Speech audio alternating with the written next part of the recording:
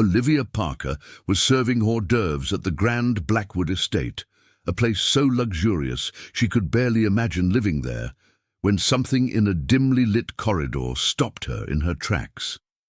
A framed photograph on the wall showed a small girl with unmistakable hazel eyes and a heart-shaped birthmark on her wrist, exactly like Olivia's.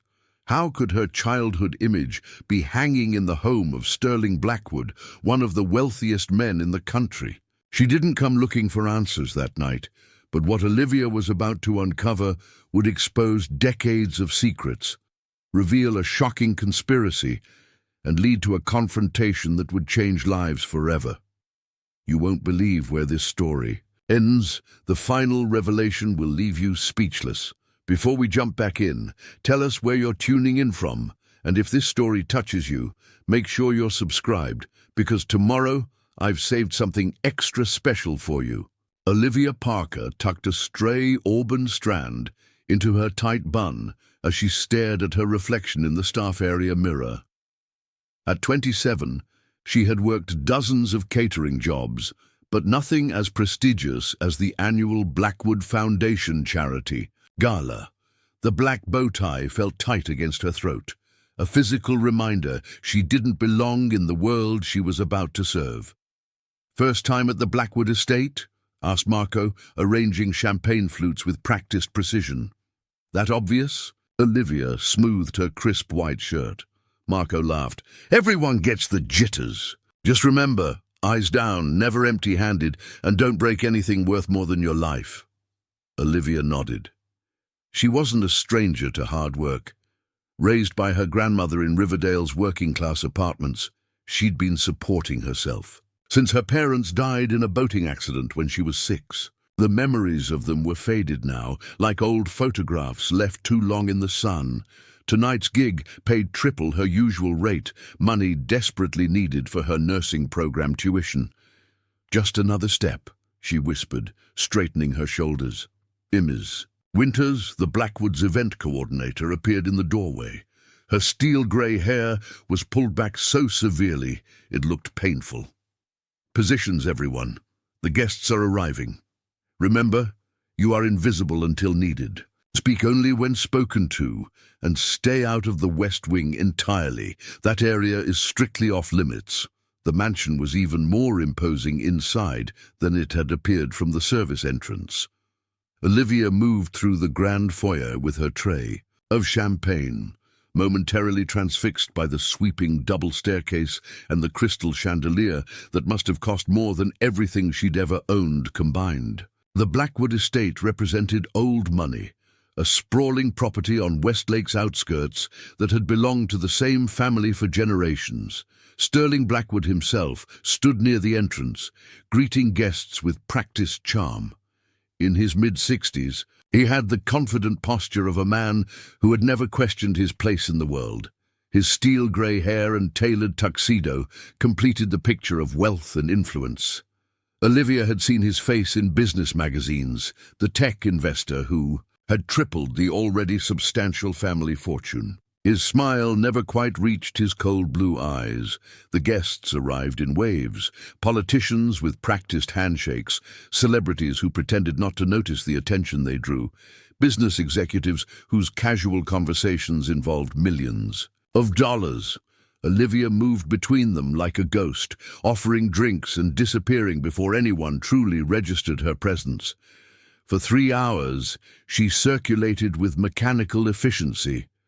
Her lower back ached and her feet burned in the mandatory heels, but she maintained her professional smile. When the champagne ran low, Miss Winters directed her to retrieve another case from storage. "East Wing, supply room 3. Be quick about it." Olivia nodded and slipped away from the ballroom. The farther she got from the party, the quieter the mansion became. The plush carpet muffled her footsteps as she navigated the labyrinthine corridors. She turned left where she thought Miss Winters had indicated, but found herself in a dimly lit hallway she wasn't sure she recognized.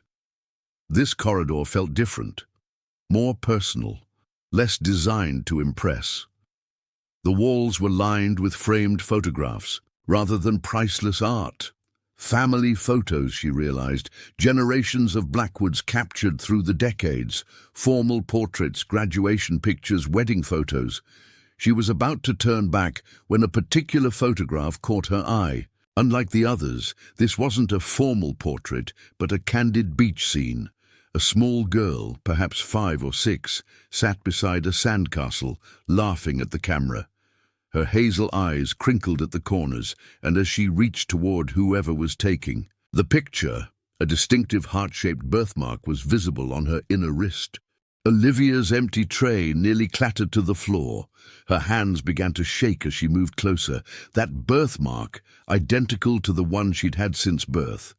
The girl's features, the particular angle of her smile, the way her nose wrinkled when laughing. It was like looking at her own childhood photos, the few that had survived the years, but that was impossible. She had never been to this house before tonight. Her family had no connection to the Blackwoods. She'd grown up in a different world entirely. She reached up unconsciously to touch the frame, her fingers hovering just inches from the glass. "You're not supposed to be in this area." The voice behind her made Olivia spin around. A man in his early 30s stood watching her, his expression unreadable. Though dressed in an expensive suit like the guests, there was something different about him. He wasn't mingling, and he watched her with intense focus. "I'm sorry," Olivia said quickly, heart hammering. "I was looking for the supply room. I must have taken a wrong turn." The man studied her for a moment too long. "The supply rooms are in the East Wing. This is the family gallery." His eyes shifted to the photograph she had been staring at, then back to her face with new interest. "I'm James Blackwood, Sterling's son." "I should get back," Olivia said, desperate to escape. "What's your name?" he asked, subtly blocking her path. "Olivia Parker." Something flickered across his face. Recognition, shock. She couldn't tell, but it made her pulse race faster. "Parker," he repeated slowly. "Have you worked here before?" "No. First time. I really need to find those supplies." He stepped aside, his eyes never leaving her face. "East Wing, 3rd door on the right." Olivia hurried away, the weight of his gaze following her. The photograph burned in her mind. That little girl with her birthmark, it couldn't be coincidence. But what other explanation could there possibly be? Throughout the remainder of her shift, Olivia's hands trembled as she served canapes and collected empty glasses. Several times she thought she glimpsed James Blackwood watching her from across the room, but when she looked again, he was gone. As the night ended and she collected her belongings from the staff area, Olivia found a business card tucked into her jacket pocket. On the back, written in precise letters, "About the photograph, call me, JB." Walking to her car in the staff parking area, Olivia shivered despite the mild evening. The image of that little girl, with her face with her birthmark, wouldn't leave her mind. Her grandmother had always told her that her parents died when she was young, that there were few photos because everything was lost in a fire. She had no reason to doubt this until now. Sitting in her car, staring at James Blackwood's business card, Olivia faced an impossible choice. She could ignore what she'd seen, return to her life, and pretend this night never happened, or she could call the number and risk uncovering a truth that might change everything she thought she knew about herself. What would you do if you found a childhood photo of yourself in a stranger's mansion? Would you seek answers or walk away from what could be a dangerous truth? Type truth in the comments if you'd make the call. Olivia barely slept that night. Each time she closed her eyes, she saw the photograph, that little girl with her birthmark, hanging in the Blackwood mansion. By morning, James Blackwood's business card was creased from her constantly turning it over in her fingers.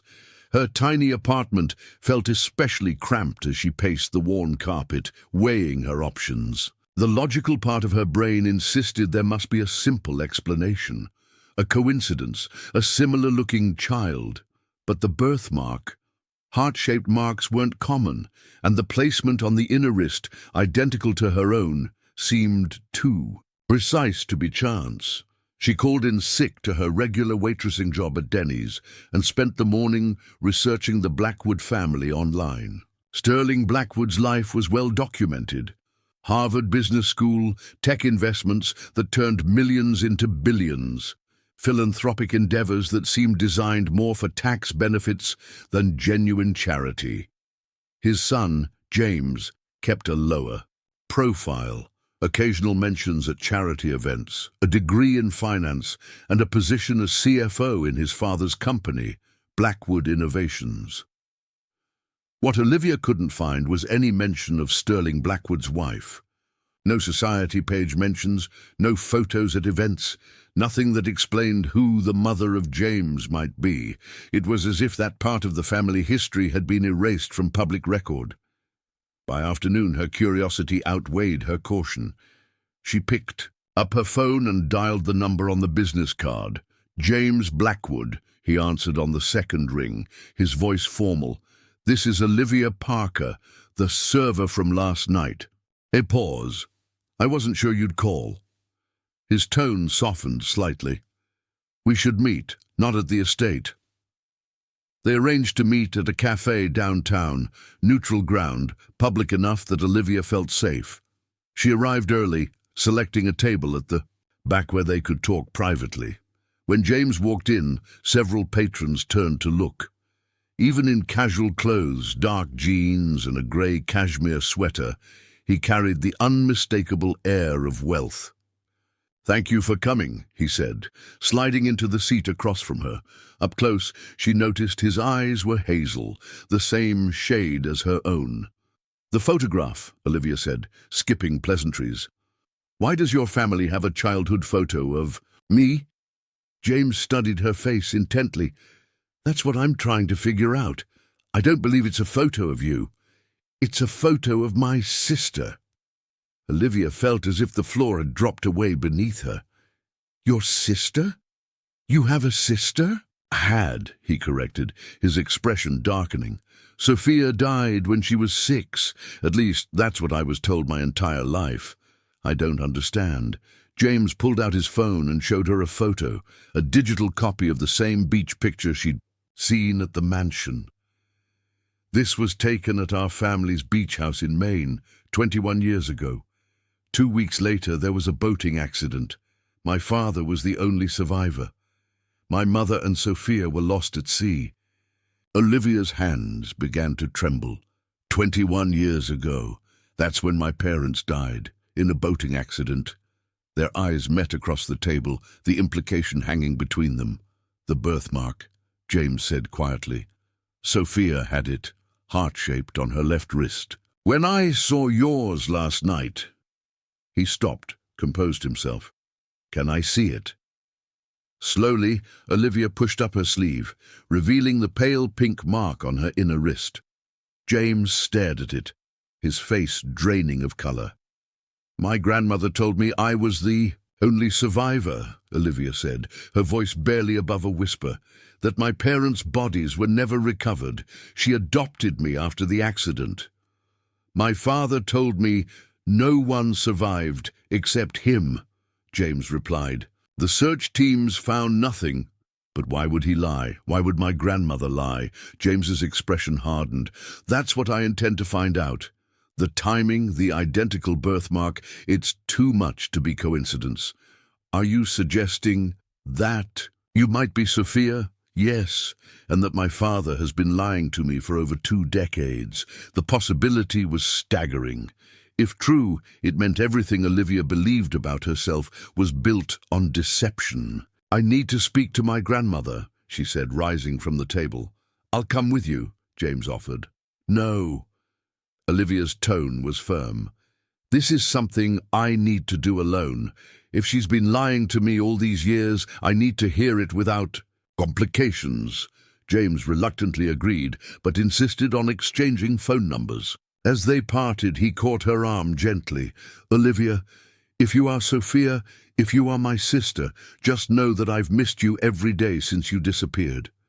The emotion in his voice felt genuine, and it shook Olivia to her core.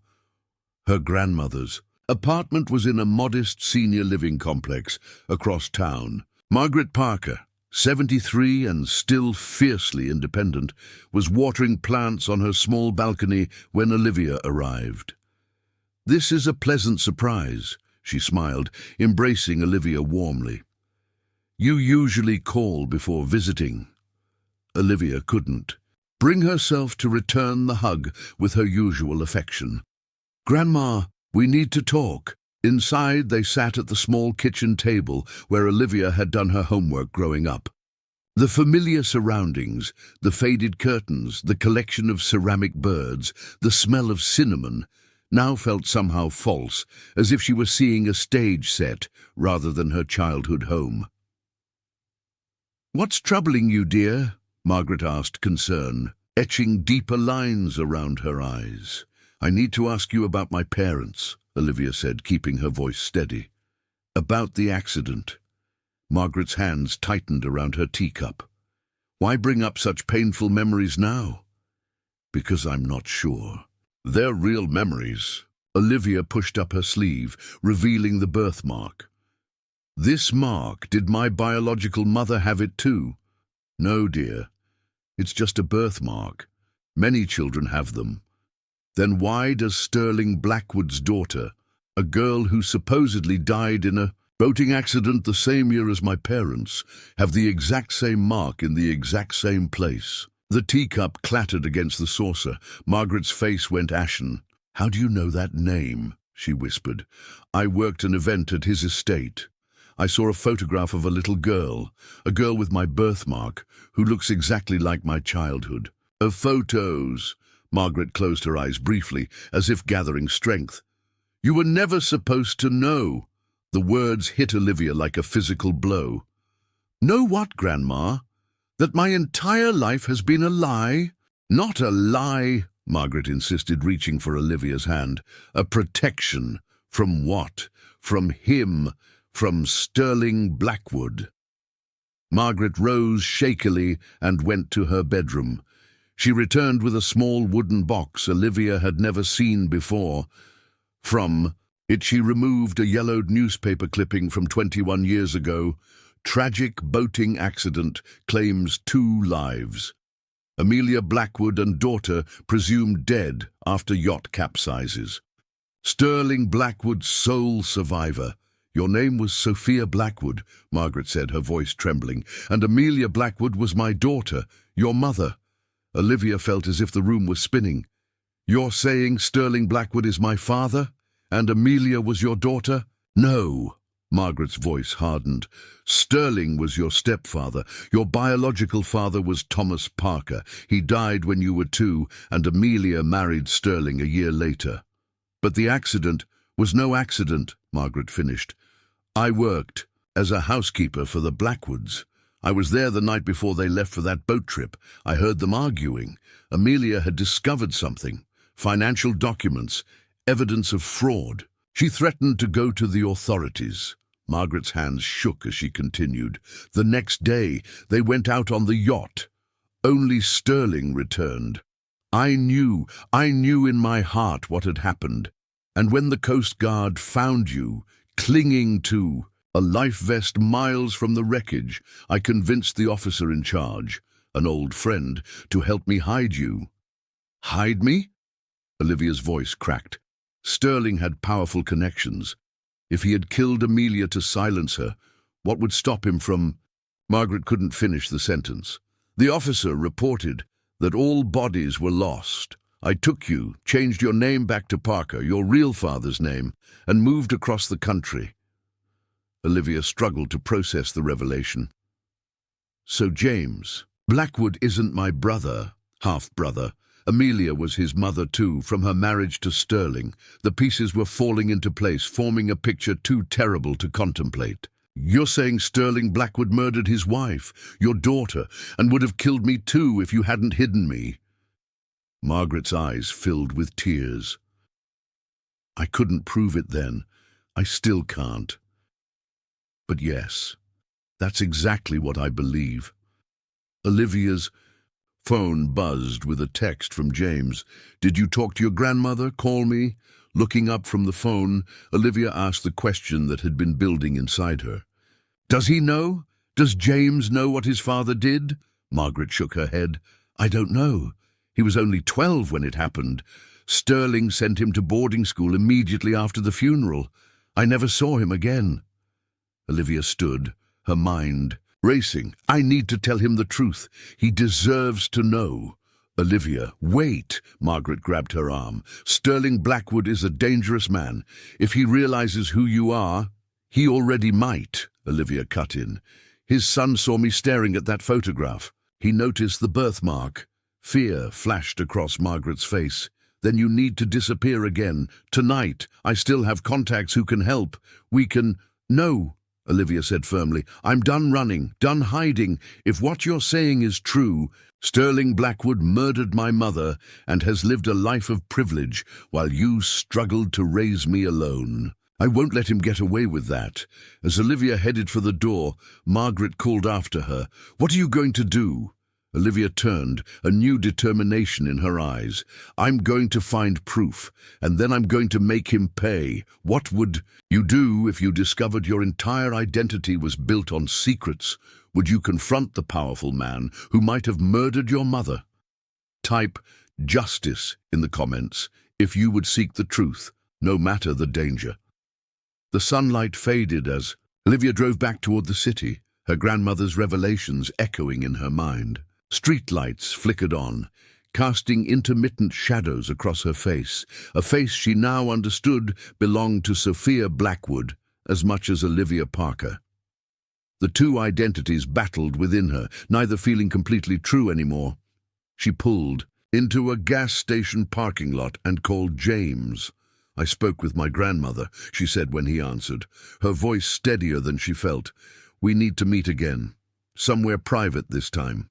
They agreed on a small hotel lobby downtown. Still, public but discreet. When she arrived, James was already waiting, tension evident in the rigid set of his shoulders. Before you say anything, he began as she sat across from him, I need to show you something. He slid a manila envelope across the table. After we met, I went home and searched through my father's office safe. I've had the combination for emergencies. I found these. Inside the envelope were several photographs. One showed a young woman holding a baby, smiling at the camera. The woman had Olivia's distinctive eyes. That's my mother, Amelia, holding me as an infant, James explained. And this, he handed her another photo, is Amelia with Sophia, with you. The image showed the same woman with a small girl about 4 years old. Both were on the beach, the little girl's birthmark clearly visible as she waved at the camera. There's more, James said, his voice dropping. I found this buried under decades of financial records. The last item in the envelope was a handwritten letter, the paper aged and creased from being folded and unfolded many times. James, if you're reading this, something has happened to me. Your father is not the man you think he is. The offshore accounts, the missing funds. I've found evidence of what he's been doing. I'm taking Sophia and leaving tomorrow. I pray you'll forgive me for not taking you too, but at 12, you're too old to disappear without questions. When you're older, find us in Seattle. I'll be using my maiden name, Collins. All my love, Mom. The letter was dated the day before, the boating accident. Olivia read it twice, her fingers tracing the handwriting. She was planning to escape. She knew. She never made it to Seattle, James said, his voice thick with emotion. Instead, they went on a family cruise along the coast. The yacht sank, supposedly in a sudden storm. My father was the only survivor, or so I was told my entire life. Your father killed her, Olivia said, the words falling between them like stones. My grandmother was her mother. She worked for your family as a housekeeper. When a Coast Guard officer found me alive, she convinced him to help hide me. She believed your father would kill me too if he knew I'd survived. James's face hardened, but she saw no surprise there, only the grim confirmation of a suspicion long held. I've had doubts about him my entire life, he admitted. The way he changed after the accident, colder, more calculating. He sent me to boarding school immediately after. I barely saw him during holidays. It was as if he couldn't bear to look at me. Because you reminded him of her, Olivia suggested, of what he'd done. There's something else you should know, James said, lowering his voice further. The company, Blackwood Innovations, its early funding came from accounts that disappeared right after my mother died. Insurance money, offshore investments that she managed. Nearly $50 million vanished. Then suddenly the company received mysterious venture capital. He killed her for the money, Olivia whispered, the realization settling like ice in her veins. And to silence her, James added, she was going to expose him. The letter confirms it. They sat in silence for a moment, the weight of the truth pressing down on them. We could go to the police, Olivia suggested. James shook his head. With what? A 21-year-old accident? A letter that proves nothing except that our mother was leaving him. My father has half the police force in his pocket anyway. We need more. Then we find more, Olivia said decisively. The accident report, witness statements. The Coast Guard officer who found me, my grandmother said he helped hide me. He might talk. And financial records, James added. If we can trace those funds, prove they went from my mother's accounts to the company right after her death. Your father doesn't know who I am yet, Olivia said. But if he sees me, if he notices the birthmark, he saw plenty of photographs that night of the gala. His security team monitors everything. If he's made the connection, he's already moving to protect himself. As if on cue, Olivia's phone buzzed with a text from an unknown number. Your grandmother has been taken to Trinity Hospital. Possible stroke. Come immediately. The blood drained from her face as she showed James the message. It's a trap, he said immediately. My father's work. I'll call the hospital to confirm. A quick call revealed the truth. No Margaret Parker had been admitted. When Olivia tried calling her grandmother directly, there was no answer. We need to get to her. Now. Olivia was already on her feet. The drive to Margaret's senior living complex was tense, each red light an eternity. When they arrived, Olivia's worst fears were confirmed. The apartment door was ajar, the lock broken. Inside, furniture was overturned, drawers emptied. Margaret was gone. He took her, Olivia whispered, horror washing over her. Not necessarily, James cautioned, examining the doorframe. Professional job. Could be hired men. They might have taken her somewhere for questioning before my father gets involved directly. That doesn't make me feel better, Olivia snapped, panic rising in her throat. It should, James countered. It means we have time. My father doesn't. Get his hands dirty. He'll want to be sure before he does anything irreversible. Olivia spotted something on the floor. The wooden box Margaret had shown her earlier, its contents scattered. The newspaper clipping about the accident was gone, but underneath the sofa she found something the intruders had missed. A small, worn address book. She flipped through it frantically until she found what she was looking for, a name circled in red ink. Michael Brennan, Coast Guard, Ret, with an address in a small coastal town 50 miles north. The Coast Guard officer, who found me, she explained, showing James. We need to find him before your father does. We should split up, James decided. I'll go back to the estate, act normal, see what I can learn.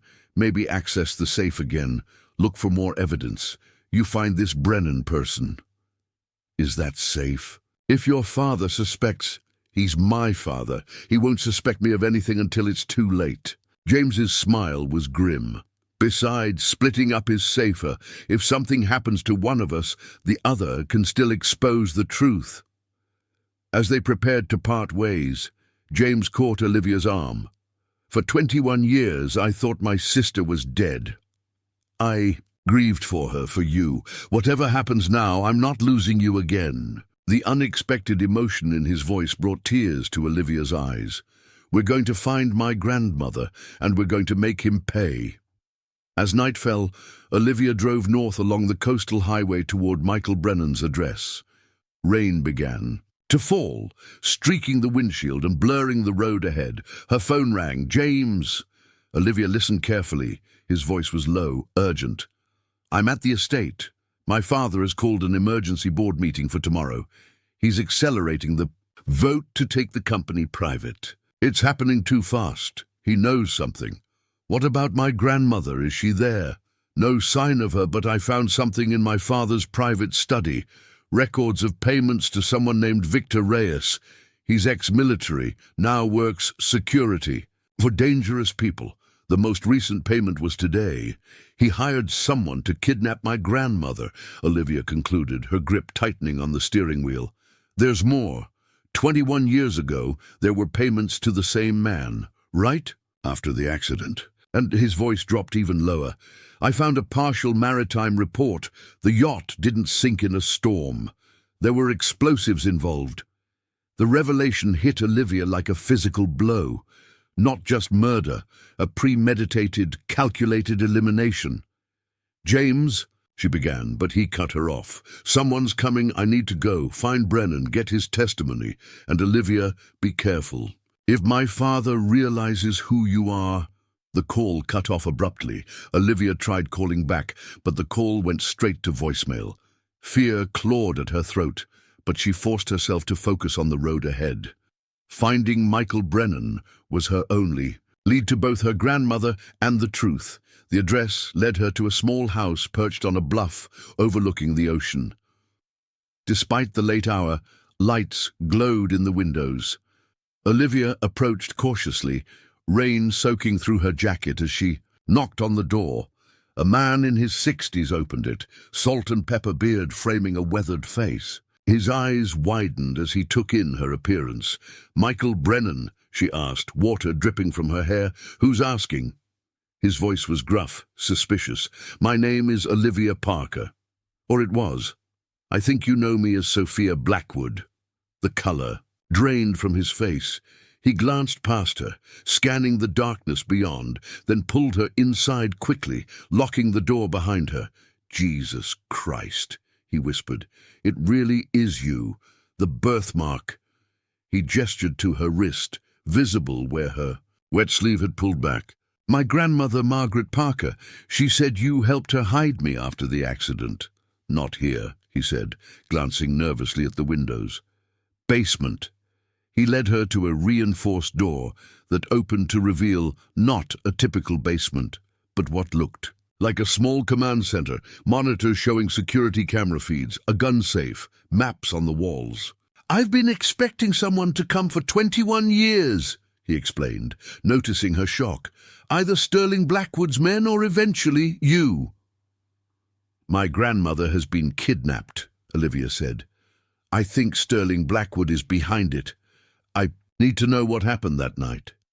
The night of the accident. Brennan sank into a chair, suddenly looking much older. "It wasn't an accident. I knew it the moment I pulled you from the water. You found me miles from where the yacht allegedly went down. You were clinging to a life vest, half conscious. There was shrapnel embedded in the vest, consistent with an explosion, not a sinking. And the bruise on your forehead, it wasn't from the water. Someone had struck you, probably to knock you unconscious before putting you in the water." Olivia touched her forehead involuntarily, feeling the ghost of an injury she couldn't remember. "I reported finding a survivor, but when I described the child, Margaret recognized you immediately. She worked for the Blackwoods. She knew what Sterling was capable of. She begged me to help hide you. When she showed me a recent threatening note Amelia had received, I agreed." "What note?" Olivia asked. Brennan moved to a small safe hidden behind a map. From it, he withdrew a plastic evidence bag containing a yellowed piece of paper. The message, cut from magazine letters, read, "Accidents happen at sea, Margaret." "Never mentioned this," Olivia said, staring at the crude threat. "She wanted to protect you from the truth. The official investigation ruled it an accident. Sterling's influence made sure of that. But I kept my own records." He handed her a flash drive. "Everything I collected, weather reports, contradicting The storm story, metallurgical analysis of the shrapnel, witness statements that were mysteriously excluded from the official report. Enough to reopen the case. Olivia closed her fingers around the flash drive, physical evidence of the truth at last. We need to find my grandmother before... A security monitor flashed, showing a black SUV pulling up outside. Brennan immediately went on alert, pulling a gun from a drawer. "Were you followed?" he demanded. "I don't think so. I was careful. Not careful enough." He gestured to another monitor, showing thermal images of men approaching the house from multiple angles. "Blackwood's men. They've found us. If you discovered... Powerful people were after you. Would you run and hide or stand and fight for the truth? Type fight in the comments if you think Olivia should confront her past head-on. Back exit, now." Brennan's voice was calm but urgent as he grabbed a go-bag from beside his desk. The practiced efficiency of his movements told Olivia this was a scenario he had prepared for. "What about the evidence?" she asked, clutching the flash drive. "Already backed up in 3 separate locations. If anything happens to me, it automatically gets sent to federal authorities." He tossed her a waterproof jacket. "The rain works in our favor, makes thermal imaging less effective." A loud crash from upstairs indicated the front door had been breached. Brennan led Olivia through a narrow corridor that ended at a metal door. It opened to reveal a steep path down the bluff toward the shoreline. "There's a boathouse at the bottom," he explained, locking the door behind them. "Storm's picking up. They won't expect us to take to the water." The path was treacherous in the darkness, mud slipping beneath their feet as they descended. The wind carried away the sounds of pursuit, but Olivia knew they were being followed. Halfway down, a gunshot cracked through the night, the bullet splintering bark from a tree inches from her head. "They've spotted us," Brennan growled, pulling her behind an outcropping of rock. He drew his weapon and fired 2 shots up the path, not aiming to hit, but to force their pursuers to take cover. "Who are these people?" Olivia gasped, rain streaming down her face. "Professional contractors, the kind of men who ask no questions as long as the money's good." Brennan checked his ammunition. "Your father's standard operating procedure." "He's not my father," Olivia snapped. Brennan's weathered face softened momentarily. "No, Sterling Blackwood is many things, murderer, fraud, manipulator, but he's not worthy of that title." They continued their descent, using the storm and darkness as cover. The boathouse emerged from the gloom, a weathered structure perched on stilts above the churning water. Inside was a sleek speedboat, clearly maintained with meticulous care. "You've really been preparing for this," Olivia observed, as Brennan quickly prepared the boat for launch. "For 21 years, he confirmed. I knew someday the truth would surface. Sterling Blackwood leaves no loose ends." As the boat roared to life, Olivia's phone vibrated in her pocket. A text from James. "Safe for now. Father acting strange. Found GM's location. Sending coordinates." "My grandmother," she told Brennan, showing him the message. "James says he knows where she is." Brennan studied the coordinates. "Abandoned processing plant on the peninsula, one of Blackwood's early acquisitions. Isolated. We have to go there. It's almost certainly a trap. I don't care. She's the only family I have, the only person who's protected me all these years." Brennan nodded grimly. "The storm will give us some cover, but we'll need backup." As they sped across the dark water, Brennan made a call to someone he would only identify as an old friend who owes me. Waves crashed against the hull, drenching them repeatedly, but the boat cut through the storm with powerful determination. "You said Sterling leaves no loose ends," Olivia shouted over the engine noise. "Why did he keep that photograph of me in his house?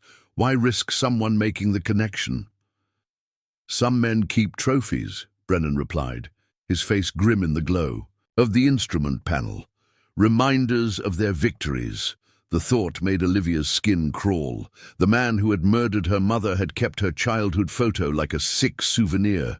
The peninsula loomed ahead, a dark mass against the stormy horizon. Brennan cut the engine, letting the boat drift toward a small, hidden cove away from the main docks.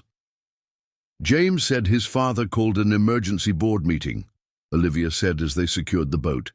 He's rushing to take the company private. Why? Now, after all these years? Because of you, Brennan said simply. The moment he saw you at that gala, recognized the birthmark, it threatened everything he's built. If the truth about Amelia's murder came out, the company would collapse. Investors would flee. He'd face criminal charges. But why take my grandmother? Why not just come after me directly? Information. He needs to know how much you know. Who else knows? And he's using her as bait to draw you out. Brennan checked his weapon, which is working exactly as he planned. They made their way up from the cove, through dense undergrowth slick with rain. The processing plant rose before them, a hulking concrete structure, its windows dark except for a faint light visible on the second floor. 2 guards at the main entrance, Brennan whispered, peering through compact binoculars. Probably more inside. We need to... A hand clamped over Olivia's mouth from behind, an arm circling her waist and dragging her backward. She struggled, but the grip was like iron. Brennan whirled, raising his weapon, then froze. "Don't shoot," hissed a familiar voice. James released Olivia, raising his hands. "It's me."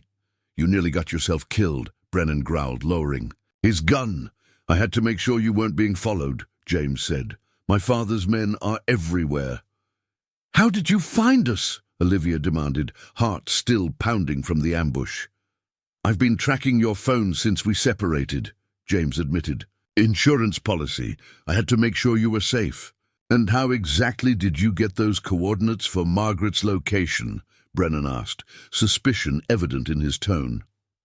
"I overheard my father on the phone. He mentioned bringing the old woman here for questioning." James pointed toward the building. "She's on the second floor, east side. 2 men guarding her, plus the pair at the entrance. Your father? Called away to handle a situation at his office. Someone anonymously sent evidence of financial irregularities to the board members. They're demanding explanations." "You," Olivia realized, "you sent it to force him to leave." A ghost of a smile crossed James's face. "I may be his son, but I inherited my mother's sense of justice." Brennan remained skeptical. "Why help us? You're a Blackwood. You stand to lose everything if your father goes down." "I lost everything 21 years ago," James said quietly. "I lost my mother. I lost my sister. I've spent my life working for a man I increasingly suspected of murdering them both. There's nothing left to lose." A low rumble of thunder punctuated his words, the storm intensifying around them. "My contact will be here in 20 minutes, Brennan said. "We should wait. Grandmother might not have 20 minutes. Olivia cut in. "You said it yourself. Sterling wants information from her. Once he gets it, or decides she doesn't have." The unspoken conclusion hung in the air. James nodded. "We go now. I know the building layout. There's a service entrance on the west side with minimal security." "And if this is a trap," Brennan challenged, "then I'll die trying to make amends for my father's sins," James replied, his expression hardened with resolve. They moved through the darkness toward the west side of the facility. The service entrance was secured with a keypad lock, but James quickly entered a code. "Master override," he explained. "Works on all Blackwood properties." Inside, the air was thick with dust and the lingering smell of industrial chemicals. Their footsteps echoed on the concrete floor, despite their attempts at stealth. James led them through a maze of abandoned machinery and empty storage rooms. "Up these stairs," he whispered. "The office section is on the second floor.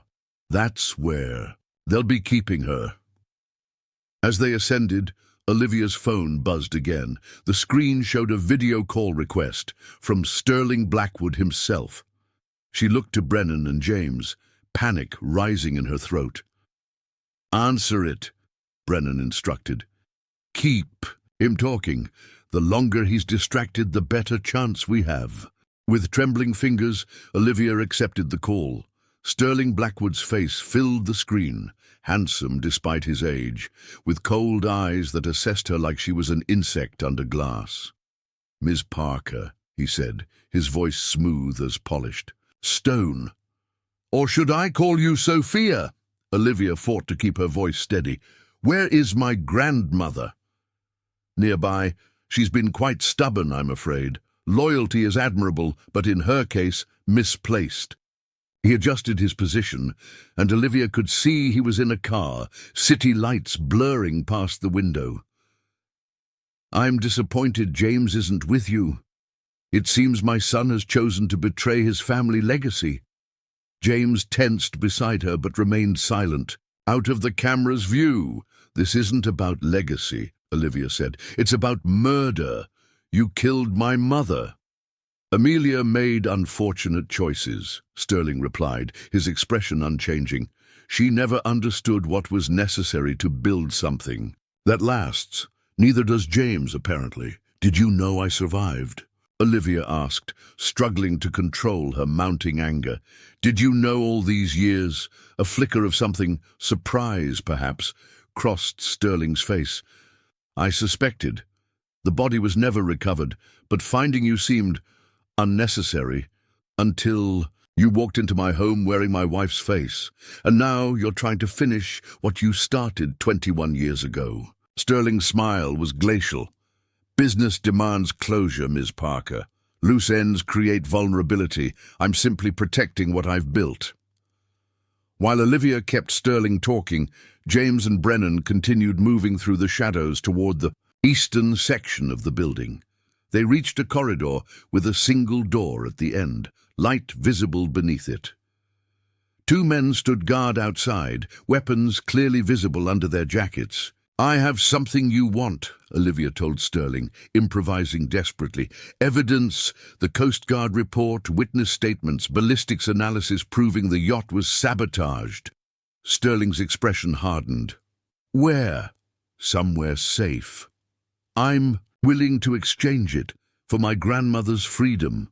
A noble gesture, but ultimately futile. Sterling leaned closer to the camera.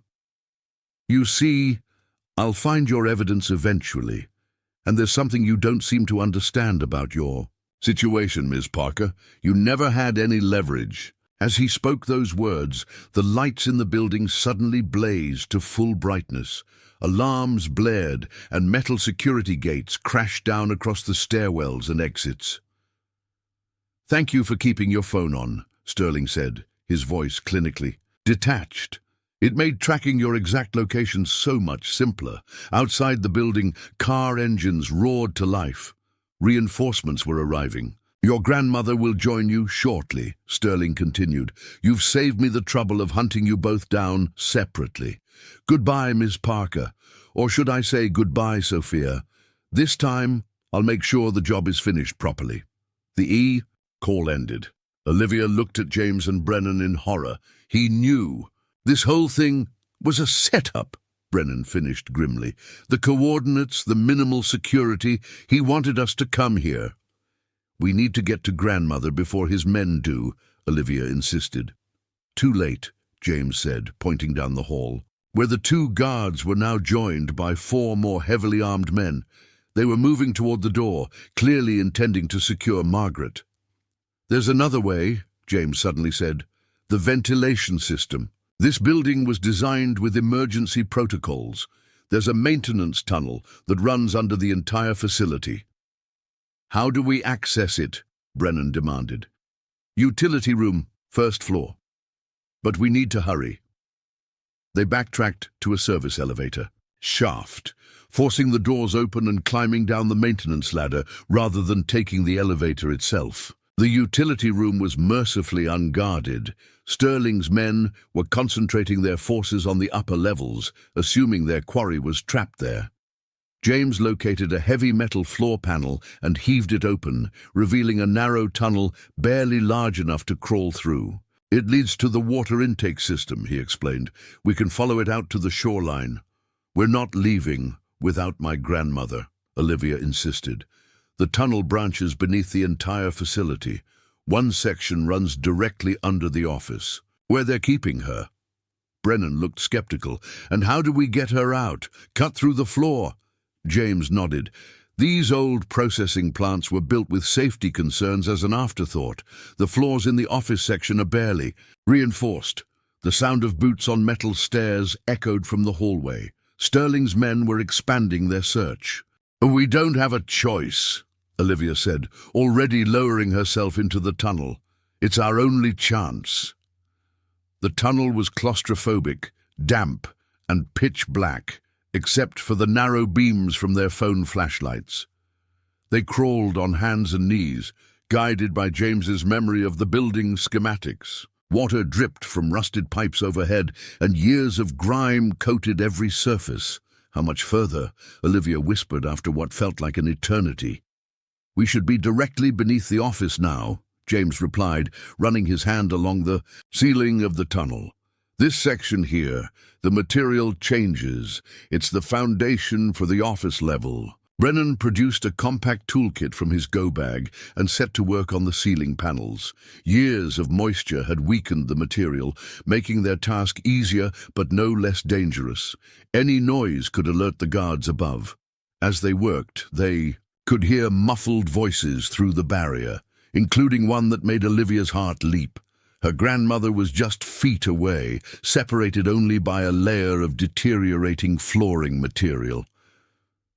Almost through, Brennan murmured, working meticulously at the edges of a panel. When this comes loose, we'll need to move fast. There's no telling how many guards are in the room. James placed a steadying hand on Olivia's shoulder. Are you ready? She nodded, adrenaline sharpening her focus. Let's get her out.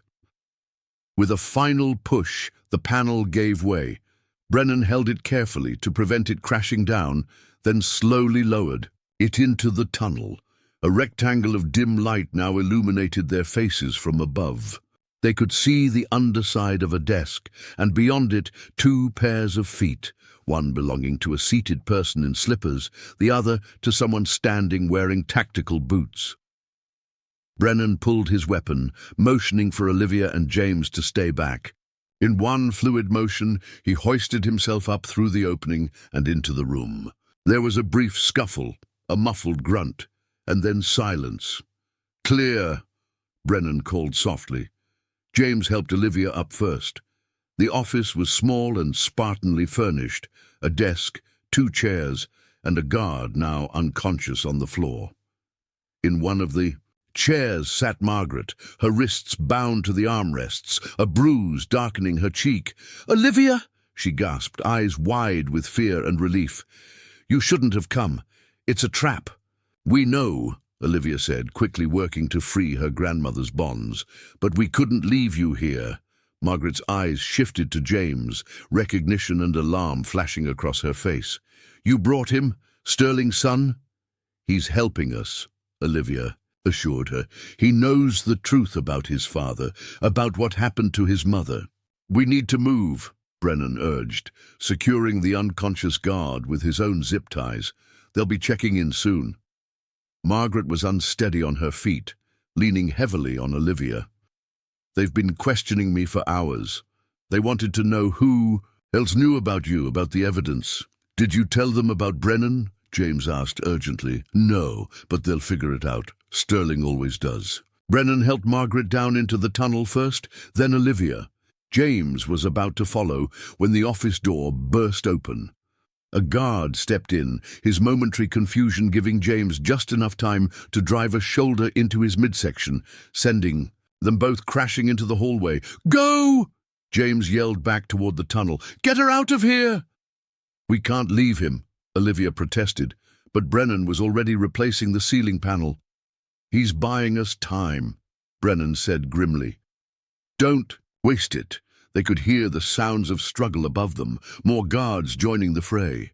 Olivia fought back tears as they crawled away from the sound of James fighting for their escape. "He's just like his mother," Margaret whispered, her voice breaking. "Amelia would be proud." The tunnel seemed endless. Each foot gained an exhausting battle, especially for Margaret in her weakened state. Behind them, alarm klaxons continued to wail throughout the facility. Ahead, Brennan promised, was freedom, if they could reach the outlet before Sterling's men sealed the perimeter. What they couldn't know was that Sterling himself had just arrived on site, his car screeching to a halt outside the main entrance. And in his hand was a tablet showing their heat signatures moving through the tunnel, glowing targets heading straight for his waiting men. If someone you trusted betrayed everything they knew to save you, would you risk everything to return? The favor? Type loyalty in the comments if you think Olivia should go back for James, no matter the danger. The tunnel widened slightly as they approached what Brennan assured them was the exit, a drainage outlet that emptied into the bay. Olivia could hear the faint sound of waves ahead, but it was drowned out by the thundering of her own heart. Behind them, shouts and the beam of flashlights indicated Sterling's men had discovered the tunnel. "They're gaining on us," Brennan muttered, helping Margaret navigate a particularly narrow section. The older woman was exhausted, her movements becoming increasingly sluggish. "I can't," Margaret gasped, slumping against the damp wall. "You two go on. I'll only slow you down." "Not a chance," Olivia said fiercely. "We leave together or not at all." The sound of splashing water grew louder as they continued forward. Suddenly, the tunnel opened into a wider chamber, a collection point where multiple drainage pipes converged before emptying into the bay. Murky water swirled around their ankles, and the smell of salt and seaweed filled the air. Brennan pointed to a large rusted grate about 20 feet ahead. "That's our way out. Once we're through, my contact should be waiting with a boat." "And James?" Olivia asked, unable to forget the sound of his struggle as they escaped. Brennan's expression was grim. "If he's alive, he'll find a way to contact us." As they waded toward the grate, a voice echoed through the chamber, amplified by the concrete walls. "That's far enough." Sterling Blackwood stood on a maintenance walkway above them, flanked by 2 armed men. His expensive suit looked incongruous in the grimy surroundings, but his expression, cold, calculating, utterly ruthless, seemed perfectly at home in the shadows. "Mr. Brennan," he nodded toward the former Coast Guard officer. "I suspected you might be involved. 21 years is a long time to harbor a guilty conscience." "The only guilty conscience here is yours, Blackwood," Brennan replied, subtly positioning himself between Sterling and the women. Sterling's laugh was hollow. "Guilt is a luxury for those who lack vision. Everything I've done was necessary to build something lasting." "You murdered my daughter," Margaret said, her voice stronger than her frail body suggested. "You tried to kill your own stepdaughter. What kind of legacy is built on the bodies of your family? A successful one," Sterling replied without hesitation. "Amelia was going to destroy everything with her misguided moral crusade. She never understood what was at stake." Olivia stared up at the man who had orchestrated the destruction of her family. "Where's James? What have you done to him?" A flicker of something, regret perhaps, crossed Sterling's face before disappearing behind his mask of indifference. "My son made his choice, as did his mother." "You're a monster," Olivia spat. "I'm a builder," Sterling countered. "The world doesn't reward moral purity, Ms. Parker. It rewards those willing to do what's necessary." He gestured to his men. "Secure them." Quietly, the guards began descending to the lower level. Brennan reached for his weapon, but one of the guards already had his gun trained on Margaret. "I wouldn't," Sterling warned. "Even you can't take out both my men before one of them puts a bullet in the old woman." Brennan froze, his hand inches from his holster. "The evidence," Sterling continued, "the flash drive Mr. Brennan gave you. Hand it over, and perhaps we can discuss terms." "There are no terms with you," Olivia said. "You've spent 21 years covering up murder. There's nothing to discuss." "You misunderstand your position," Sterling said, his patience clearly wearing thin. This isn't a negotiation. It's a courtesy before I take what I want anyway. The guards were only feet away now, weapons drawn. Olivia felt the weight of the flash drive in her pocket, the evidence that could bring Sterling to justice. But what good was justice if they didn't survive to see it? A metallic clang echoed from one of the side tunnels, drawing everyone's attention. A moment later, a small metal cylinder rolled into view, coming to rest at the feet of one of the guards. "Grenade!" the guard shouted, diving backward. It wasn't a grenade, but the momentary distraction was enough. From the shadows of the tunnel emerged James, bloodied but standing, a fire extinguisher in his hands. He swung it with full force, catching one, a guard in the midsection, while Brennan tackled the other. "No!" Sterling shouted, drawing his own weapon. James looked up at his father, their eyes meeting across the chamber. "It's over, Dad. The evidence is already out. I sent copies to the FBI, the SEC, and every board member." Sterling's face contorted with rage. "You foolish boy, you have no idea what you've done." "I know exactly what I've done," James replied. "I've honored my mother." Sterling aimed his weapon, not at James, but at Olivia. "Then you can watch your sister die, just like you watched your mother." Time seemed to slow. Brennan was still struggling with the guard. Margaret was too far away. James lunged forward, but the distance was too great. In that frozen moment, Olivia realized Sterling had spoken more truth than he knew. The world didn't reward moral purity, it rewarded action. Without thinking, she reached into the ankle-deep water and grabbed a piece of broken pipe. As Sterling squeezed the trigger, she threw it with all her strength. The pipe struck Sterling's arm, sending his shot wide. He staggered backward, his usual composure replaced by animal rage. Before he could aim again, a deafening explosion rocked the chamber. The wall behind Sterling erupted in a shower of concrete and metal. He disappeared in a cloud of dust and debris as part of the walkway collapsed. "Move! Now!" Brennan shouted, already working to pry open the drainage grate. James rushed to help, his strength combined with Brennan's, finally forcing the rusted metal to give way. "What was that explosion?" Olivia asked as they helped Margaret toward the opening. "My insurance policy," Brennan explained grimly. "Charges I set years ago in case I ever needed a quick exit." Beyond the grate, the dark waters of the bay stretched before them, and just visible in the pre-dawn light was a small fishing boat, approaching slowly. Its running lights dimmed. "My contact," Brennan confirmed. "We need to swim for it." Margaret clutched Olivia's arm, her face pale in the dim light. "I'm not sure I can make it that far." "You won't have to," James said, stripping off his jacket. "I'll help you." As they prepared to enter the water, the sound of shifting rubble drew their attention back to the collapsed walkway. Sterling emerged from the dust, his pristine suit now torn and filthy, a gash across his forehead, streaming blood down his face. More terrifying than his appearance was the cold determination in his eyes as he raised his weapon once more. "Nobody leaves," he rasped. James stepped forward, placing himself between Sterling and the others. "That's enough, Dad. Look at yourself. Look at what you've become." "Get out of the way, James," Sterling ordered, his gun hand shaking slightly. "This ends now." "Yes," James agreed, "it does. But not with more blood, not with more lies. They'll destroy everything I've built." "You destroyed it yourself," James said quietly. "The moment you decided your empire was worth more than your family." For a heartbeat, something like doubt flickered across Sterling's face. Then his features hardened once more. "So be it." He aimed at James. Olivia screamed.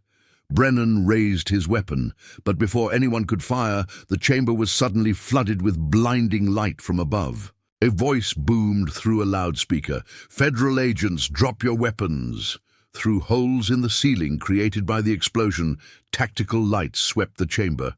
The heavy thud of boots echoed from the tunnels as agents rushed in. Sterling looked up, momentary shock replacing his rage. Then, with surprising speed, he turned and fled into one of the side tunnels. "Stop him!" Brennan shouted, but the agents were still securing the main chamber. James made a move to follow, but Olivia caught his arm. "Let him go! He won't get far!"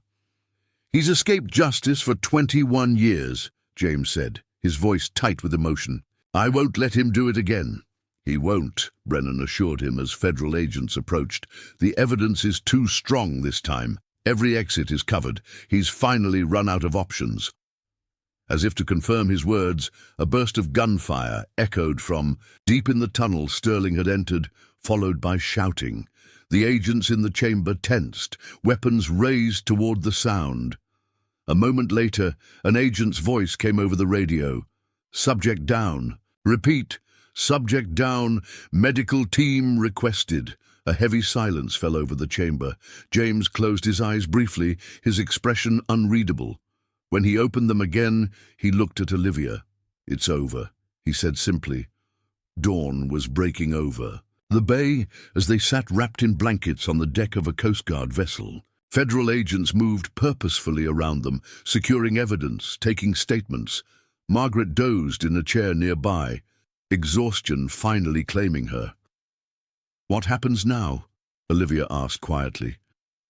James gazed at the horizon where the first rays of sunlight were turning the clouds gold. "The truth comes out, all of it. The financial fraud, the offshore accounts, the murder of our mother. And Sterling?" "Critical but stable, last I heard," James replied, his voice carefully neutral. "He'll live to stand trial." Brennan joined them, carrying coffee and paper cups. "The FBI found the rest of my evidence cache. Combined with what James sent them earlier, they have more than enough to prosecute." "Thank you," Olivia said, accepting the coffee gratefully. "Both of you. Without you, I'd never have known the truth." "Without you," James countered, "the truth would have stayed buried. You had the courage to question what you saw, to follow that photograph to its source." The mention of the photograph triggered a memory. That photo in the hallway. Why did Sterling keep it on display? It seems so risky. "Arrogance," Brennan suggested, but James shook his head. "No, I think in his own way he missed Sophia, missed you." He looked at Olivia. "Sterling is capable of compartmentalizing in ways most people can't understand. He could mourn the loss of his stepdaughter while simultaneously being responsible for her disappearance. The human mind is remarkably skilled at self-deception," Brennan agreed, "especially when power and money are involved." A federal agent approached, clipboard in hand. "Ms. Parker, we're ready for your formal statement whenever you feel up to it." Olivia nodded. "I'll be right there." As the agent walked away, she turned back to James. "What will you do after all this?" "Dismantle what needs dismantling, rebuild what can be saved," he replied. "The company employed thousands of innocent people. They shouldn't suffer for my father's crimes." "And us?" Olivia asked hesitantly. "We're family of a sort." James smiled, the first genuine smile she'd seen from him. "Half-siblings who grew up as strangers. I'd like the chance to change that. If you're willing." Olivia thought about the photograph that had set everything in motion, a little girl on a beach, laughing in the summer sun. That moment, captured forever, had been real. The family that existed before Sterling Blackwood's ambition destroyed it had been real. "I'd like that," she said finally. As the sun climbed higher in the sky, Olivia looked toward the shoreline, where a crowd of reporters was already gathering. Her story, their story, would soon be public knowledge. The waitress who discovered her true identity through a photograph on a mansion wall. The heiress who had been hidden for 21 years. The corporate titan whose empire was built on murder. Margaret stirred, opening her eyes slowly. She reached for Olivia's hand. "I'm sorry," she whispered, "for keeping the truth from you all these years. You protected me." Olivia replied, squeezing her grandmother's hand. "You saved my life." "And now you've reclaimed it," Margaret said, her eyes moving between Olivia and James. "Your mother would be so proud of you both." Brennan approached again, his expression serious. "The FBI wants to move you all to a secure location until the media frenzy dies down. There are still questions about Sterling's associates, whether anyone else was involved in the cover-up." "Just a moment," Olivia said. From her pocket she withdrew the flash drive, the evidence that had brought down Sterling Blackwood. She handed it to Brennan. "You should be the one to give this to them. You kept the truth alive all these years." Brennan accepted it with a nod of acknowledgement. "Sometimes justice is delayed," he said, "but that doesn't mean it's denied." As the Coast Guard vessel turned toward shore, Olivia felt a strange sense of peace settling over her. The photograph that had caught her eye in a dimly lit hallway had changed everything, revealing not just her past, but opening the door to a future she'd never imagined, one where she was no longer just Olivia Parker, the waitress struggling to make ends meet, or Sophia Blackwood, the lost heiress to a tainted fortune, but something new. Someone defined not by secrets or lies, but by the truth she'd been brave enough to seek. What would you do if discovering your true identity meant rewriting your entire past? Would you embrace the truth, no matter how painful? Type identity in the comments if you believe the hardest truths are worth facing. 6 months later, Olivia stood at the entrance of the Blackwood mansion, keys in hand. The sprawling estate looked different in the gentle autumn light, less imposing, more melancholy, like a stage set from a production long concluded. "Are you sure you want to do this alone?" James asked, standing beside her. The past months had changed him too. The rigid corporate executive had given way to something more authentic, a man rebuilding his life on truth rather than legacy. "I need to," Olivia replied. "One last time." He nodded, understanding. "I'll wait in the car. Take as long as you need." The mansion was eerily quiet as Olivia walked through the grand foyer. Most of the furniture remained, draped in white sheets like ghosts of a former life. The crystal chandelier that had once dazzled her now hung dark and still. Even her footsteps seemed muffled, as if the house itself was holding its breath. The media storm that followed Sterling Blackwood's arrest had been relentless. "Waitress discovers she's heiress to billion-dollar fortune," screamed the headlines. "Corporate titan charged with wife's murder after 21-year cover-up," proclaimed others. For weeks, Olivia couldn't leave her apartment without being ambushed by photographers. Sterling's trial was still months away, but the evidence against him was overwhelming. The financial fraud charges alone would have been enough to destroy him. The murder charges, bolstered by Brennan's meticulous records and forensic evidence preserved from the yacht wreckage, had transformed a business scandal into a national sensation. Olivia moved through the mansion with purpose, her destination clear. The hallway where it all began, where a photograph had caught her eye and changed her life forever. It looked smaller somehow, less mysterious. The wall where the beach photo had hung was bare now, a lighter rectangle on the wallpaper, the only evidence it had ever been there. From her bag, Olivia withdrew the photograph itself, rescued from the evidence lockup after the prosecutors had finished with it. She traced the outline of the little girl's face, her face, with a gentle finger. The birthmark on her wrist seemed to tingle in response, a physical connection to a past she'd nearly lost forever. "This is where it happened," she said aloud to the empty house. "This is where Olivia Parker began to remember she was once Sophia Blackwood." She continued her solitary tour, moving through rooms that felt increasingly familiar as buried memories resurfaced. The grand staircase where she'd once slid down the banister despite her mother's gentle scolding. The conservatory where she'd pretended the plants were a jungle, hunting for imaginary tigers. Small moments of childhood joy, preserved like insects in amber, untouched by the tragedy that followed. In what had been Sterling's private study, Olivia found herself standing before his desk. The room had been thoroughly searched by federal agents, but the basic structure remained: the imposing mahogany desk, the wall of bookshelves, the large window overlooking the gardens. This was where he had plotted it all, where he had decided that his wife and stepdaughter were acceptable sacrifices for his ambition. On the desk lay a single manila folder, the reason for her visit today. James had found it in one of Sterling's private storage facilities, separate from the evidence seized by authorities. Inside were documents that technically belonged to Olivia now, as part of her inheritance. She opened the folder slowly, steeling herself for what she might find. On top was a death certificate for Sophia Blackwood, dated 21 years ago. Beside it lay adoption papers for Olivia Parker, dated 6 months after the boating accident, signed by Margaret Parker. Legal fictions created to support the narrative Sterling had constructed.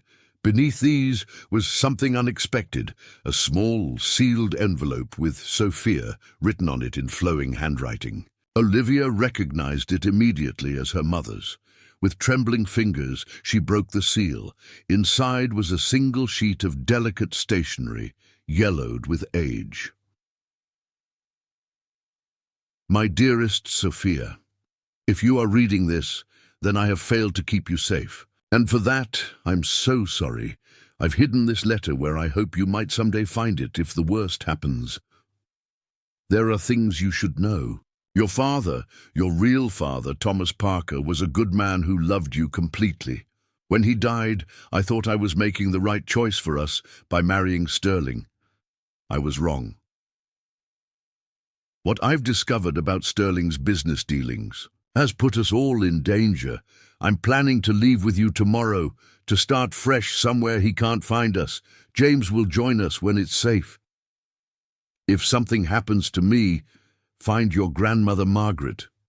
She'll protect you until we can be together again.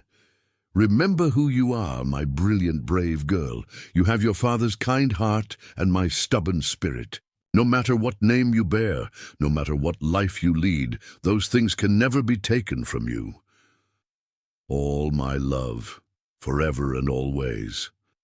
Mom, tears streamed down Olivia's face, dropping onto the delicate paper. All these years, her mother's final message had been hidden here, waiting, a declaration of love preserved against all odds. She carefully returned the letter to its envelope and placed it in her bag. In the adjacent room, Sterling's bedroom, she found what she had dreaded and hoped for in equal measure: photo albums, dozens of them documenting the life of the Blackwood family before tragedy struck. Olivia sat on the edge of the bed, opening the earliest album with reverent hands. Page after page revealed moments she had no conscious memory of. Her mother holding her as an infant, her 3rd birthday party with a lopsided cake, a Christmas morning with James showing her how to ride a toy horse, evidence of a life stolen from her, preserved in these forgotten books. As the light began to fade outside, casting long shadows across the room, Olivia finally rose and gathered the albums. These too were her inheritance, more valuable than any part of the Blackwood fortune. When she reached the foyer again, she paused at the foot of the grand staircase, remembering her first night here, serving champagne to the elite, unaware that she was walking the halls of her childhood home. How differently everything looked now, filtered through the lens of truth. Outside, James was waiting patiently in his car, no longer the gleaming luxury vehicle of a corporate executive, but a modest sedan more suited to his new life. After the scandal broke, he had stepped down from Blackwood Innovations, using his controlling interest to transform it into a publicly traded company with strict ethical oversight. The name had been changed, the tainted legacy discarded. "Find what you were looking for?" he asked, as Olivia placed the photo albums carefully in the back seat. "That and more," she replied, showing him the letter. As he read it, his eyes filled with tears, a rare display of emotion from someone raised to hide his feelings. "She was going to come back for me," he said softly. "She loved you," Olivia assured him. "She never would have left you behind permanently." They drove in contemplative silence toward Margaret's new home, a comfortable cottage by the sea, purchased with a small portion of what the courts had determined rightfully belonged to Olivia. The criminal proceedings had frozen most of Sterling's assets, but James had ensured that Olivia received what was legally hers as Amelia's daughter. The sun was setting as they pulled into the driveway, painting the sky in shades of amber and rose. Margaret was waiting on the porch, her face lighting up at the sight of them. "How was it?" she asked as Olivia embraced her. "Necessary," Olivia replied. "I found Mom's letter, and these." She gestured to the photo albums. Margaret's eyes widened. "I didn't know she'd left a letter." "She was trying to protect us all," James said. "She just ran out of time." Inside the cottage, with its cheerful yellow walls and windows facing the ocean, the three of them spread the photo albums across the dining table. For hours they pored over the images, Margaret filling in details that the children had forgotten or never known. Stories of Amelia's childhood, of Thomas Parker's courtship and brief marriage to her daughter, of Sophia's early years. "What will you do with the estate?" Margaret asked eventually, as the night grew late. Olivia had thought long and hard about this question. The Blackwood mansion represented both a painful past and a reclaimed truth. Too complex to simply keep or discard. "I'm turning it into a center for children who've experienced trauma," she said, "especially those who've lost parents or been separated from their families. A place where they can heal, where they can be helped to hold on to their identities and memories." James nodded approvingly. "Mom would have loved that." "And the company funds?" Margaret asked. The legal battle over Sterling's assets had resulted in a substantial trust being established from funds proven to have originated with Amelia. "Scholarships," Olivia said simply. "For nursing students." She touched the heart-shaped birthmark on her wrist, the mark that had started her journey back to herself. "I'm finishing my degree next spring." "Not going to live like an heiress, then?" James teased gently. Olivia smiled. "I spent 21 years as Olivia Parker. That's still who I am, even if I now know I was once Sophia Blackwood too. I want to help people, not just exist on inherited wealth." As the conversation continued, Olivia's phone chimed with a message from Brennan. Since the arrests, he had been working with federal authorities. His decades of secret investigation finally validated. The message was brief. Sterling's plea deal finalized. 30 years, no parole. Justice delayed, but not denied. She showed it to the others. Margaret closed her eyes briefly, a complex mixture of emotions crossing her face. Relief, vindication, and perhaps a hint of the grief she still carried for her murdered daughter. "It's really over," she whispered. "That chapter is," Olivia agreed, "but our story isn't." Later that night, unable to sleep, Olivia stood on the cottage's small deck, overlooking the ocean. The same ocean that had nearly claimed her life 21 years ago now stretched peaceful and moonlit before her. The same stars that had witnessed her rescue now watched over her homecoming. James joined her, wrapped in a jacket against the night chill. "Penny, for your thoughts?" "I was just thinking about that photograph in the hallway," she replied. "How strange that something so small, could change so much." "The photograph didn't change anything," James said thoughtfully. "It just revealed what was always true." Olivia considered this. "I've been both people, Olivia and Sophia, the waitress and the heiress. I'm not sure who I am now." "You're exactly who you've always been," James said simply. "Someone who saw a truth others tried to hide, and who was brave enough to follow it wherever it led." As they stood in companionable silence watching the moonlight dance across the waves, Olivia felt a sense of peace settle over her. The mansion with its secrets was behind her. The journey ahead, finishing her nursing degree, building the trauma center, discovering who she was beyond the labels of her past, stretched before her, full of possibility. The photograph that had caught her eye in a dimly lit hallway had done more than reveal her identity. It had shown her that the truth, no matter how long buried, how carefully hidden, would eventually find its way to light. And that sometimes the most extraordinary journeys begin with nothing more than a moment of recognition, the simple shock of seeing yourself where you never expected to be found. What would you do if you discovered your life was built on hidden truths? Would you embrace your new identity or hold on to who you've always been? Type both in the comments if you think our true selves are shaped by all parts of our journey, both known and hidden. 3 years had passed since the night Olivia discovered her childhood photograph in the Blackwood mansion. The sprawling estate that had once intimidated her now bustled with the sounds of children's laughter and the gentle guidance of counselors and therapists. The Olivia Parker Healing Center, as it was now called, had transformed the cold, imposing mansion into a place of warmth and recovery. The formal gardens were now playgrounds and outdoor therapy spaces. The grand ballroom, where Olivia had once served champagne to the elite, had been converted into a multi-purpose activity center with art stations, music areas, and comfortable seating where children could feel safe and express themselves. Olivia walked through the center's main hallway, the very same corridor where she had first spotted her photograph. Now, instead of austere family portraits, the walls displayed colorful artwork created by the children who came here to heal from their own traumas. Each piece told a story of recovery, of identity reclaimed, of pain transformed into something meaningful. "Ms. Parker?" A small voice interrupted her thoughts. 8-year-old Zoe stood there, clutching a painting still wet with paint. "I finished my memory picture." Olivia knelt down to eye level with the child.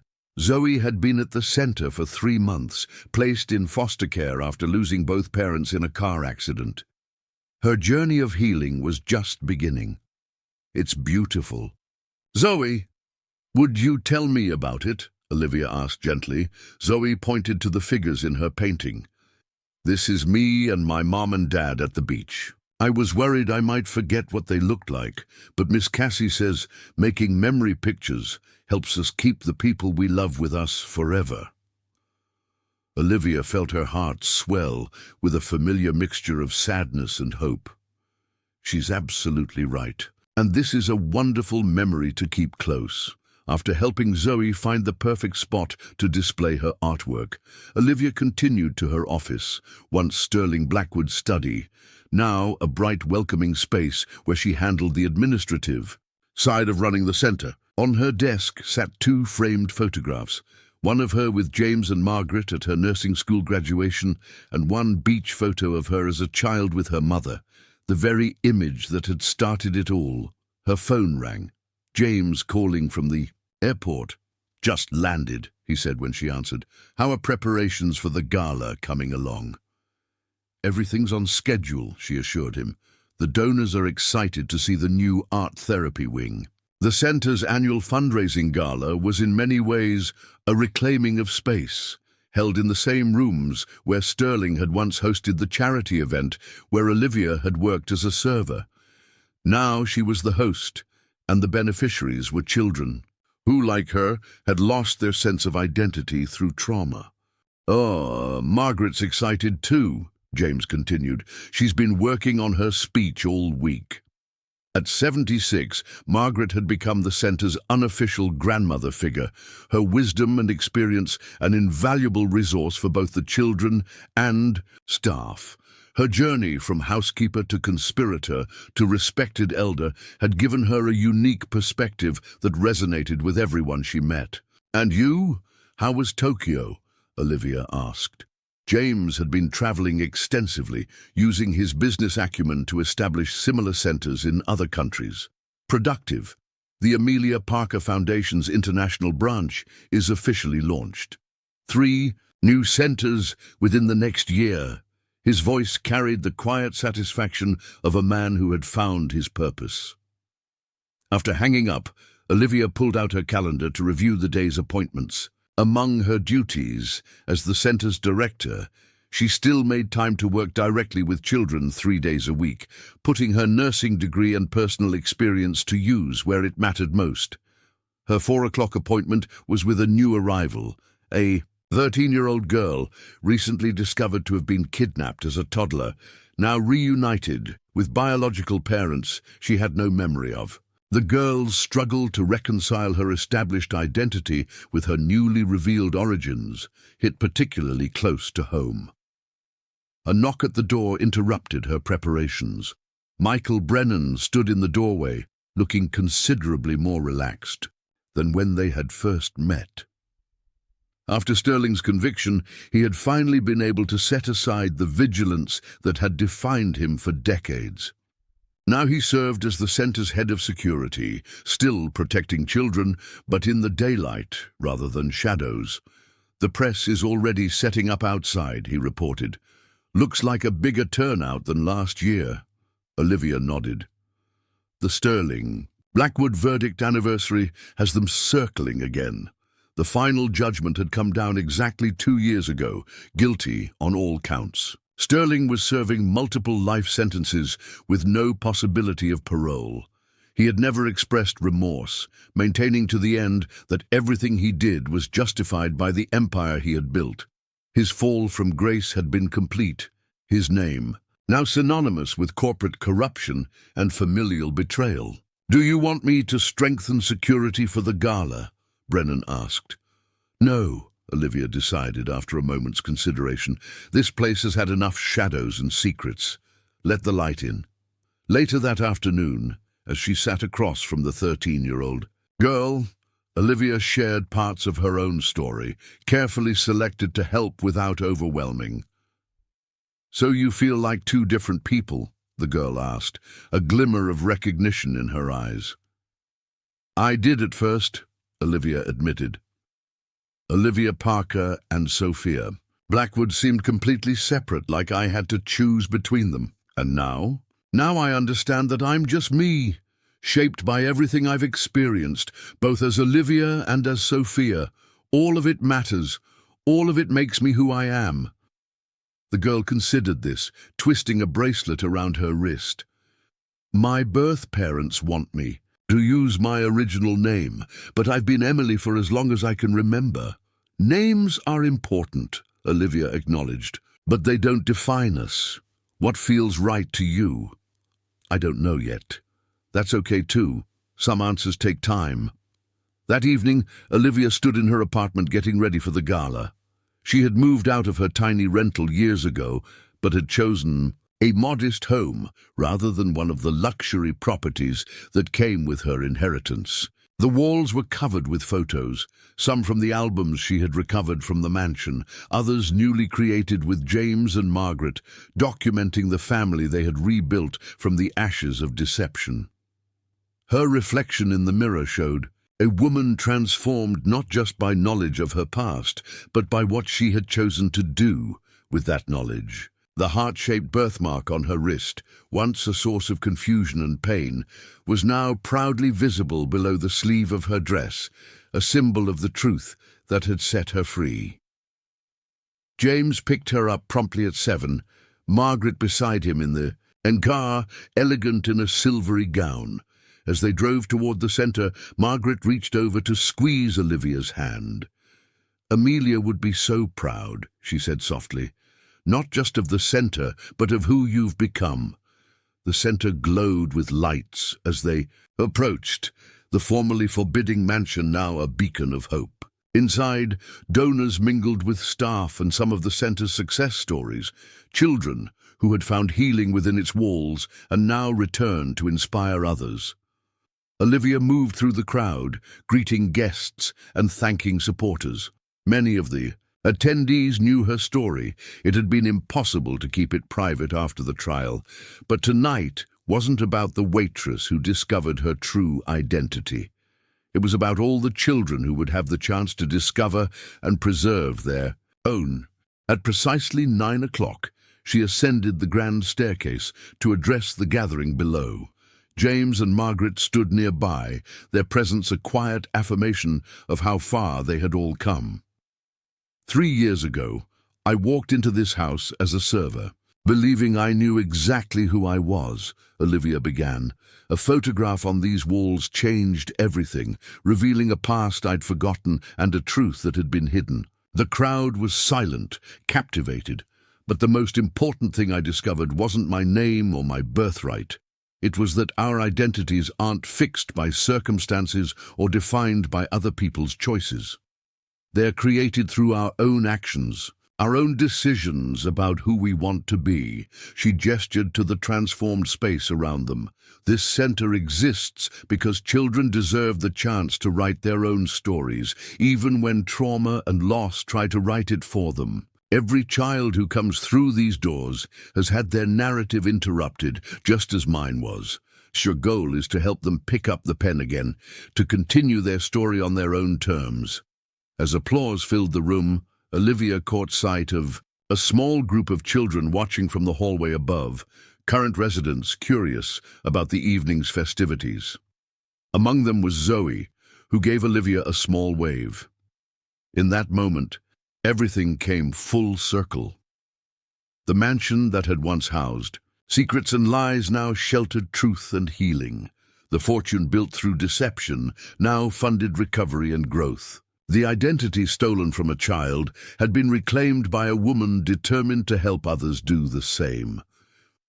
Later, as the event wound down, Olivia found herself standing in the family gallery hallway, the very spot where she'd first seen her childhood photograph. The contrast between then and now struck her profoundly. She had entered this house in uniform, invisible to the wealthy guests, carrying a tray of drinks. Now she stood here as its heart and purpose, surrounded by the family she had reclaimed and the legacy she had transformed. James joined her, loosening his tie. "Penny for your thoughts?" "Again." Olivia smiled at their running joke. "I was just thinking about how a single moment can change everything. One photograph, one question, one decision to seek the truth instead of turning away. One brave waitress who wasn't afraid to ask why her face was on a billionaire's wall," James added. "Life's full of doors we don't even know exist until something shows us where to look," Olivia mused. As they walked together through the halls of what had once been the Blackwood mansion and was now a place of healing, Olivia felt a profound sense of gratitude, not just for discovering the truth about her past, but for the chance to transform that discovery into something meaningful for others. The journey that began with a photograph on a wall had no real endpoint. It continued in every child who found hope within these walls, in every family rebuilt after tragedy, in every identity reclaimed from the shadows of deception. That waitress, who had once been shocked to see her childhood photo in a millionaire's mansion, had found something far more valuable than wealth or status. She had found the truth of who she was. Not defined by a name or a birthmark or a family legacy, but by the choices she made once the truth was revealed. And in the end, that was the most precious inheritance of all. Do you believe our identity is defined by our past or by what we choose to do with it? If you were Olivia, would you have embraced both parts of your history to create something new? Leave a comment with your thoughts on how our life stories shape who we become. Up next, you've got 2 more standout stories right on your screen. If this one hit the mark, you won't want to pass these up. Just click and check them out. And don't forget to subscribe and turn on the notification bell so you don't miss any upload from us.